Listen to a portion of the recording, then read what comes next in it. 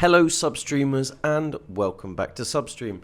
Now we talk about AI quite a lot. It does get mentioned, the amazing things it can do, but also some of the negatives, some of the things that we need to be concerned about. Today we're diving into something that I find a little bit unsettling.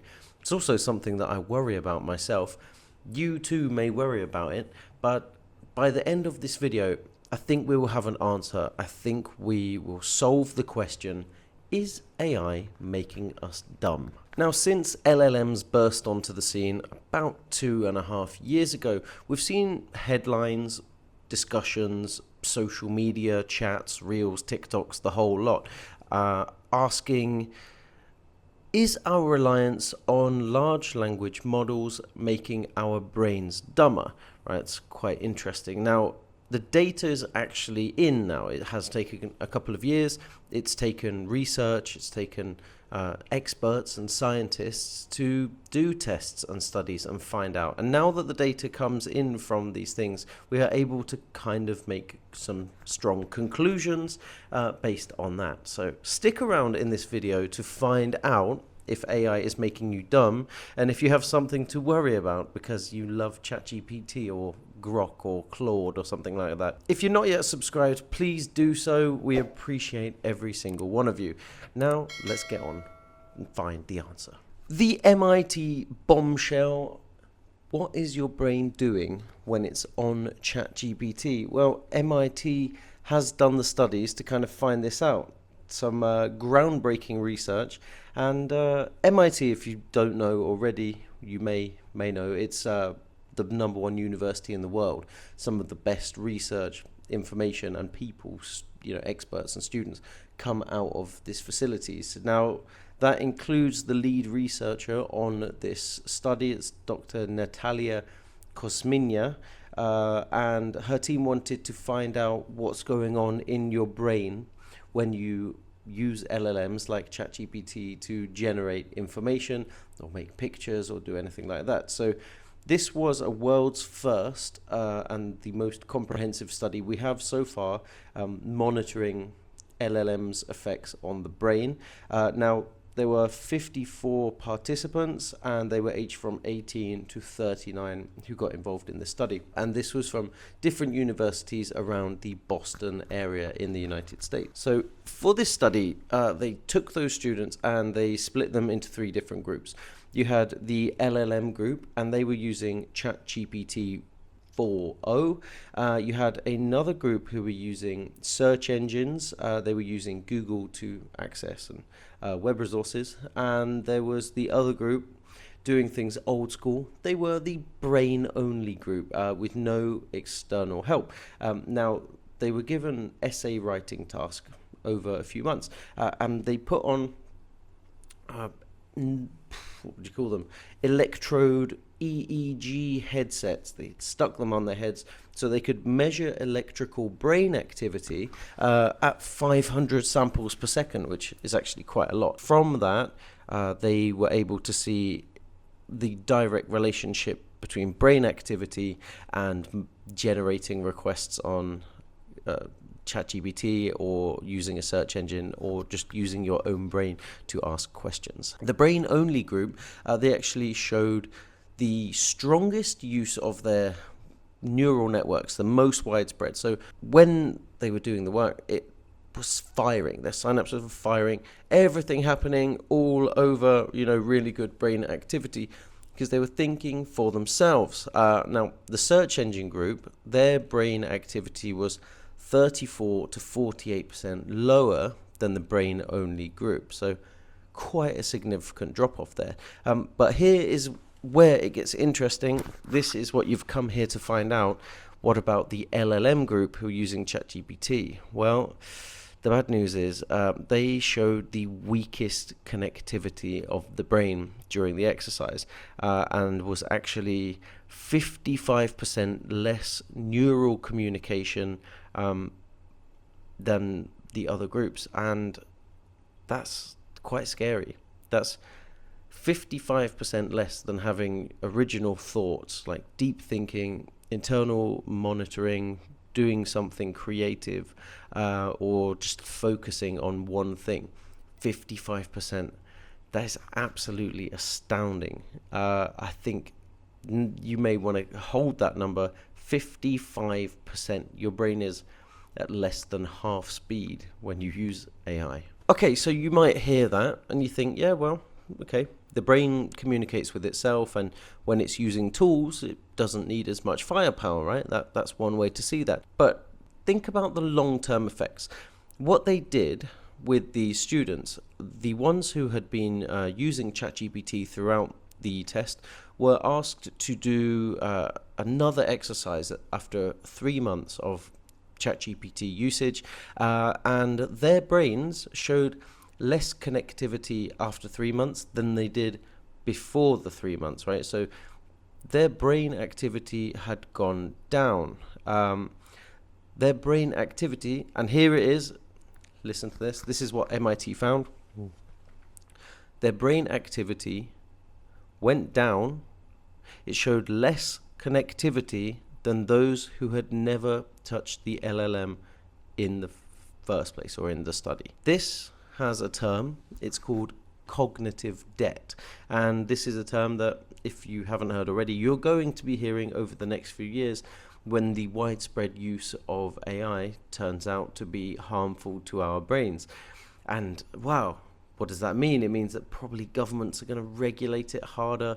You're going to have to go through more checks and red tape just to access Gen AI and LLMs, and yeah, that's going to be quite frustrating. If your brain's still performing well at that time, you'll care, but perhaps you won't. Yeah, this is worrying. This is really worrying, guys. There's something else I forgot to mention. They found during this study at MIT, the people who were in the LLM group using ChatGPT reported the lowest levels of self-ownership of their essays, which means they didn't really know what the essays were about. They couldn't recite a single line from their essays. They couldn't quote their essays after writing them. And the people marking the essays said that the LLM group's essays were soulless. Now, for this group, after these, months of not working very hard because they were relying on ChatGPT, when they were then asked to do any task without ChatGPT, they really struggled to reconnect and use their brain. Re-engaging for them became a massive challenge. That again falls into part of that cognitive debt. But I want to move on now because there is other studies and information to go off, so let's move on. I've moved outside because it's stopped raining now, so hopefully it will hold out. What I want to tell you is that MIT may be the biggest study so far, but there are others that I've looked into, and I've done my research for this video, so let me tell you about another one. 2025, this year, we've got Michael Gerlich. He got 666 participants from all kinds of age groups and demographics and backgrounds, different levels of education, and he found a negative correlation between frequent AI tool usage and critical thinking abilities. So he came to a very similar conclusion to MIT. That, of course, is backed by data. His research found something that we've talked about before on this channel, which is cognitive offloading. I've explained before in these videos, when I was young, we could do maths in our head. I still can, but a lot of people can't do simple sums. You ask them a simple sum and they have to get out a calculator to do it. Why? Because they've cognitively offloaded the ability to do mathematics in their head, because they know that they have a device on them at all times that can do it for them. So why should they hold onto that skill when they could free up some space in their brain for something different? Now, there are other tools on your devices that you cognitively offload to as well. Everyone does it. But now AI has come and is able to do all of these other parts, these other activities, and that's cognitively offloading parts of our brains that we weren't doing before. Let me explain. When we delegate mental tasks to AI, instead of processing them ourselves, which we should do, we are weakening cognitive functions and eventually offloading them to the point that we can't really do them when called upon. And I have found out what kind of things that is that AI is taking away from us. The main one is critical thinking. Now, if you think that society is getting a bit silly, people are just not as good at kind of basic logic and reasoning these days because they don't seem to come to good conclusions, you may be onto something. 83 out of 319 participants reported that their trust in AI, their high level of trust in AI, actually discouraged critical reflection, because they were these are people who will not sit and think about something and come to their own conclusion. They will ask ChatGPT for an answer and just go with whatever it says. The same goes for problem solving. If you have a problem, generally you can find a solution from within, and yet people are not. They're going straight to their AI in their pockets, and in the process are losing the art of figuring things out. Okay. Now remember, cognitive offloading. One of the main functions of cognition is memory. People used to be really good at memorizing things. The MIT study found that people couldn't remember things that they just read or had just written because they were creating cognitive debt. Now, the more you use digital tools, the worse that gets. And the data suggests that for basic tasks, there is a 15% decrease in memory recall for work-related information for people who use AI very regularly. Okay, I've got 3 more points. Creativity is being offloaded to these AIs. You know that artists and writers, they're fearing for their careers and professions because AI can do a quick job. It doesn't always do a very good job. And where's the love? Where's the passion? Where's the human spark in all of this when we outsource our responsibilities to AI, right? It's this word soulless that came up earlier. Soulless. You're creating soulless content. I'm at university and I know my colleagues do it for presentations and for essays. Sometimes I can feel how soulless their content is, that they don't even believe the words coming out of their mouth. And they also read them as if they've never read them before because they've lazily used Gen AI to create this stuff. They don't even know it. They haven't done their time. They haven't done their research. They don't really know. This is exactly the point. I'm seeing it in real time as a mature student. That makes me wonder, what are their independent thinking, decision making, logic and reasoning skills? What are they going to be like in a few years? Because it's not going to get better if they maintain this reliance on AI instead of just doing things for themselves. Okay, it takes more time. We don't have a lot of time these days, but quality used to mean something, right? The other thing is, sometimes in the past, if you want advice, you go to somebody that you trust, someone whose opinion you value.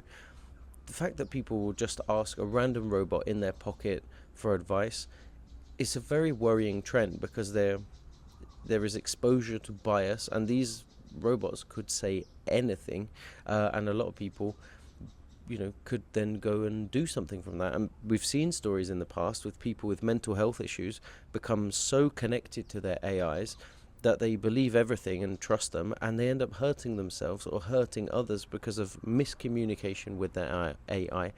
And that's scary, and that's because the final point is about skepticism, right? You should question what your AI says, right? You should double check. You should ask for a second opinion. You should not just take it at face value. But a lot of people do, because they say, oh, this is the digital brain and it took geniuses to make this thing, so it must be right all the time. It's absolutely not. And those companies will tell you that it's absolutely not right all of the time. So AI generated solutions, the validity of these solutions should be questioned at all times. please. I've just got some data here. Let me read to you from that study from Michael Gerlich. Apparently, 72% of participants in one study reported decreased effort when using AI. That's obvious. They're putting in less effort.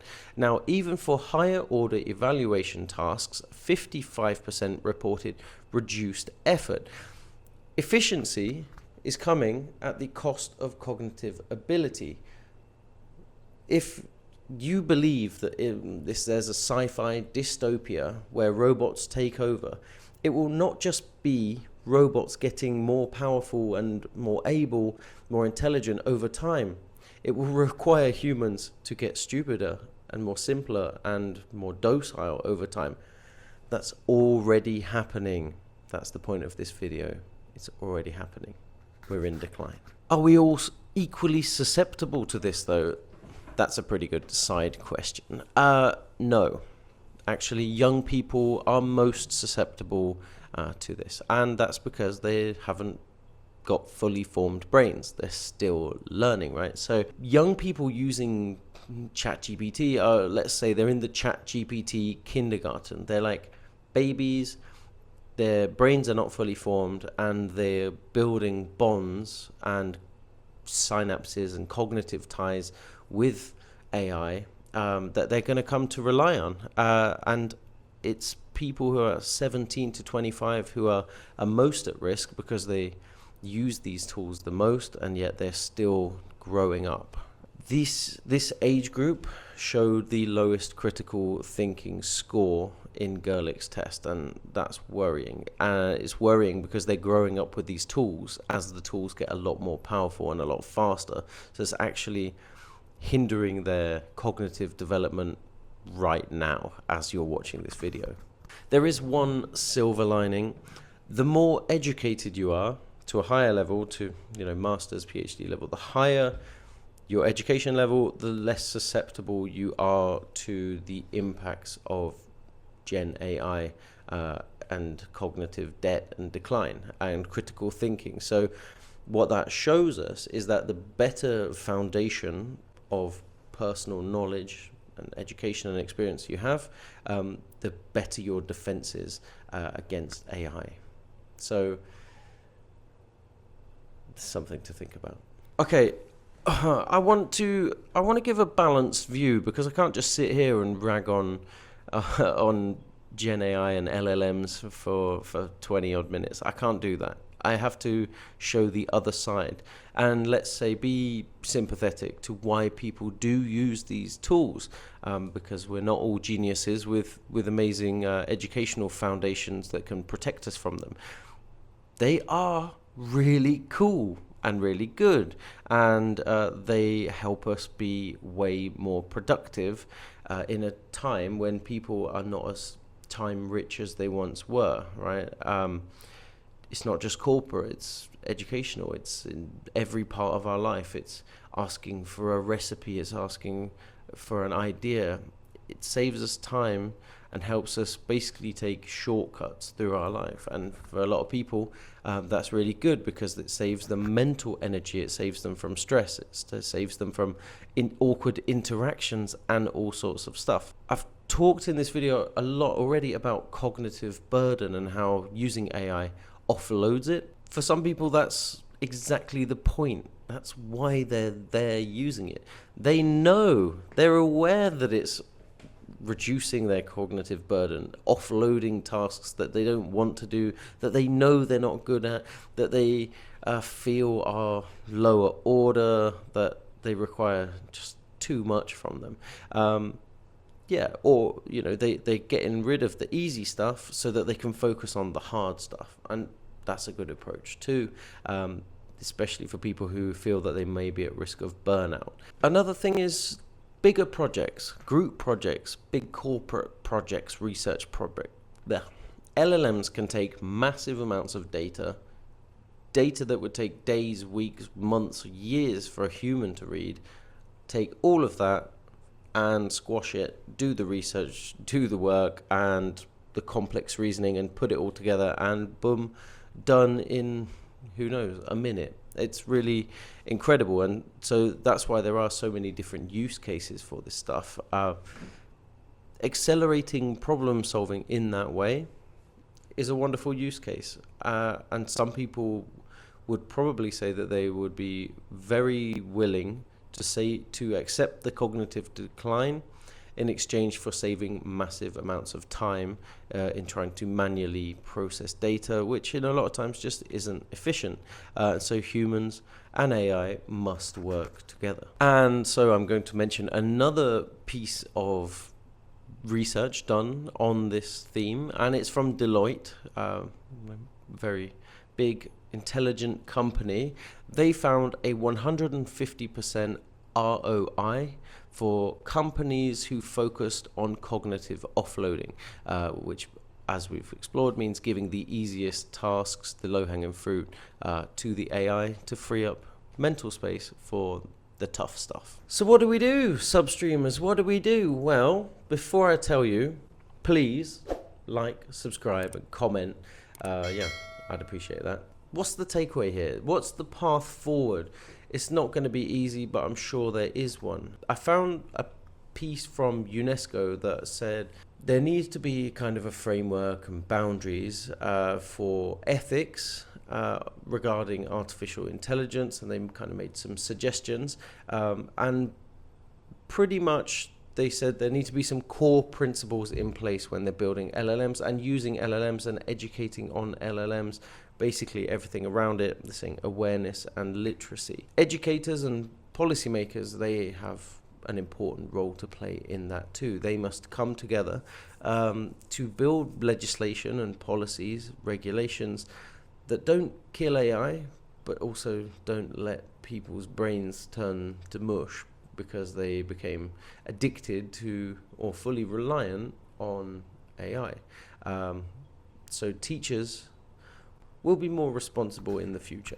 In India, there's a program called SOAR, and it's the government's intention to integrate AI training into the education system for educators. So during the teacher training process, when they're getting new teachers ready to become full-time professional teachers, that they have a really good idea of AI, its pros and cons, and how it can influence the classroom and the students that they're going to teach. I also found some recommendations from the American Psychological Association.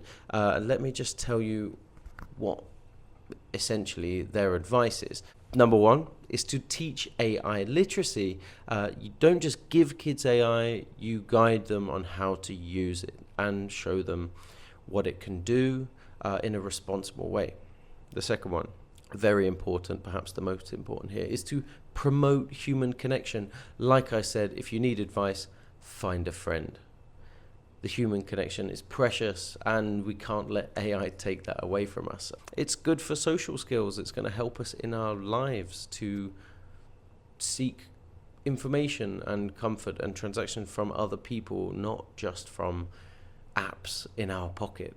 Also, the third one is scaffolding over replacement. So this point's been made by a lot of different people and explained in many different ways, but the point they're trying to make is use AI as a supportive tool, like an assistant, not as a full replacement for different aspects of your brain. Don't let it take over and do the cognitive process for you.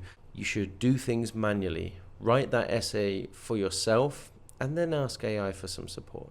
Don't get AI to write the essay. That's not doing the work. Okay, that's cheating, and it sucks, and your essay will be terrible.